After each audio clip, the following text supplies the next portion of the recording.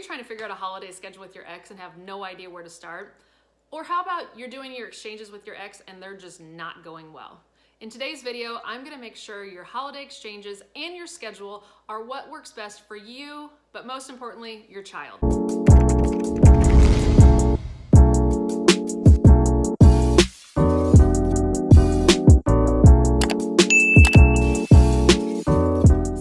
Here with the ugly truth of divorce and how to make your holiday schedule beneficial for you and your children. At the end of this video, I'm going to give you 10 tips on how to save money through your divorce so you don't go broke. Be sure to hit the subscribe and like button and the notification button so every time you are notified of the next video from the ugly truth of divorce. So you're trying to figure out the holiday schedule for your children. What holidays are important? Your lawyer, your mediator, or your divorce coach is going to have a list of the standard holidays that are included in that list. You as a family need to make your own list. What holidays are the most important. And don't forget such things as summer break, winter break, fall break, Easter break. Children's birthdays are always important, but also your birthday. Don't forget days off school. A lot of times there's Mondays off of school, so you and your spouse need to figure out if you're going to include those days onto your holiday list. Are you going to just keep it standard with the rest of the weekend and include it into your weekend, or are you going to go back to your visitation schedule? What works best for your family? So how do you split these holidays? Most people will split holidays either every other year, alternating years, odds and evens for mom and dad, and then switch the following year. Some parents decide to split the day in half, meaning one parent may get the morning and the other parent gets the evening, and then the following year it switches. So what times do you pick? Also important to look at the actual holiday. Don't pick a standard time of every holiday where we're going to switch at 9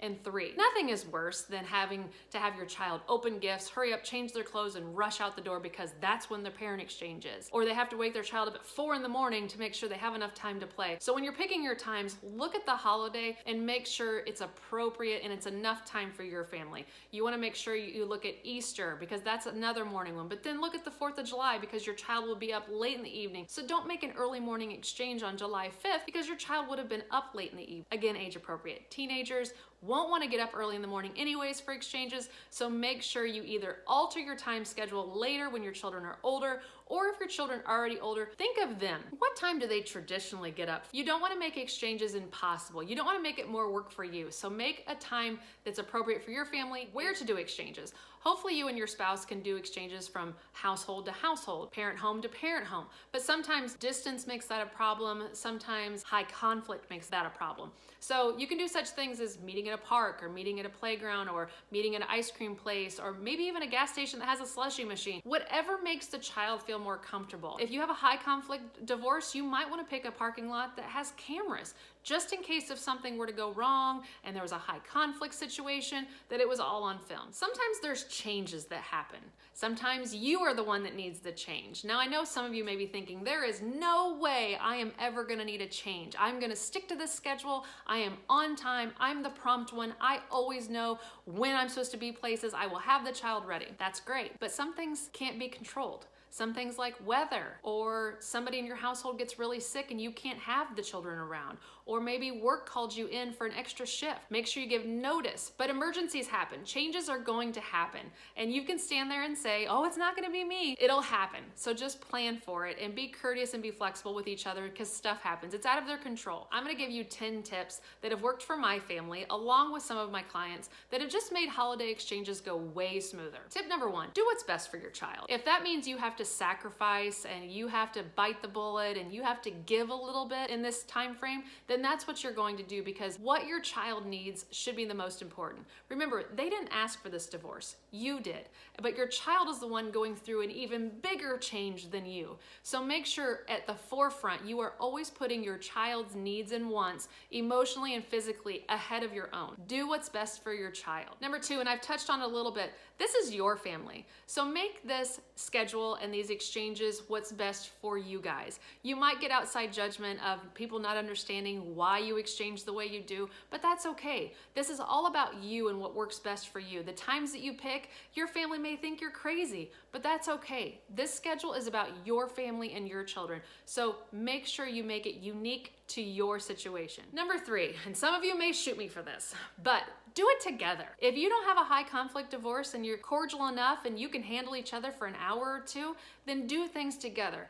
age appropriate for your children, it might be vital that you do things together. It might be so important that you are just going to have to, again, remember number one, it's about the child, and sacrifice your own needs and wants to put yourself in their house and to just grin through it and get through the holiday, if you can do that. Now, not every situation is perfect, so that's not ideal. And eventually your child will get warmed up to the idea of divorce, and they'll be excited that they get 2 birthday parties and 2 Christmases and 2 Easters. But at the beginning, you might want to try and consider doing things together. Number 4, don't one-up each other. Don't try your hardest to show your ex up. Don't buy the bigger gift. Don't buy the more expensive one. Don't take her on an extravagant vacation that you've never done before. Be you. Be who you've always been. If you're a thoughtful gift giver or a card giver, or you like to make memories for holidays, then do that. Don't be someone else. Your child loves you, and they're gonna love you no matter what. Don't try to upset your ex by giving your child a false expectation that might not happen again and again. Communicate about gifts. Make sure that you're talking to your ex and saying, okay, this is what size she's wearing, size shoe he's wearing, this is what he's been talking about. Maybe you could get this gift, I could get this gift. Go in together on gifts for holidays. Communicate with your ex. Don't give the false expectation that, oh, I know they're not gonna get him this. Oh, I know she always buys this stuff. Communicate about it, especially when they get older, the gifts get more expensive. So you both don't wanna buy them a new phone. You don't wanna both buy ear pods. You wanna communicate about what the big gifts are, and then the small gifts can be a secret. Number 6, be courteous to the other parent. You know, I've always done this no matter if we were getting along or not. Bought gifts. I've always taken the children to go buy gifts for their dad. I just think it's important. I think it's a character builder thing. I think it shows them that I'm a bigger person, that I can do that. He's always bought me Mother's Day presents from the kids. It's just a way that to remind the kids that, hey, we might be divorced, but we're still respectful to one another. I think it's really important to just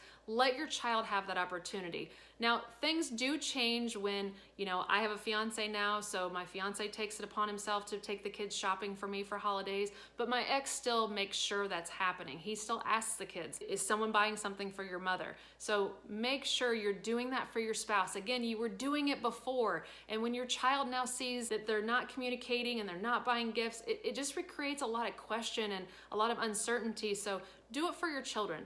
Let them go shopping for the Father's Day gift or a Mother's Day gift or a birthday card or a Christmas present. It will make you feel good. I know right now you might be thinking, no way in hell, I'm never spending money on that person. They're dead to me. No, they're not. They're the parent of your child.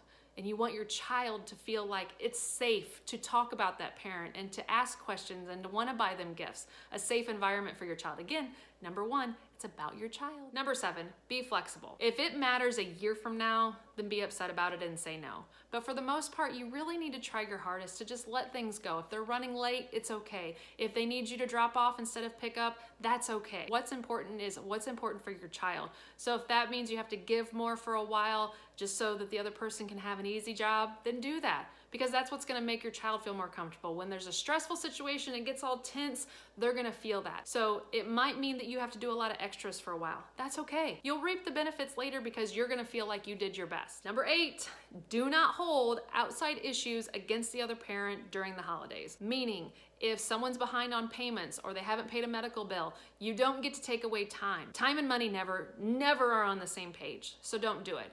You don't get to bring up outside issues during an exchange. The exchange is about the child. An exchange from Christmas morning to Christmas afternoon is about the child, making them feel comfortable, talking with the other parent, having a quick little exchange about how they opened presents and how excited they were. It's not about, you owe me money, you brought your girlfriend last time. It's not about that.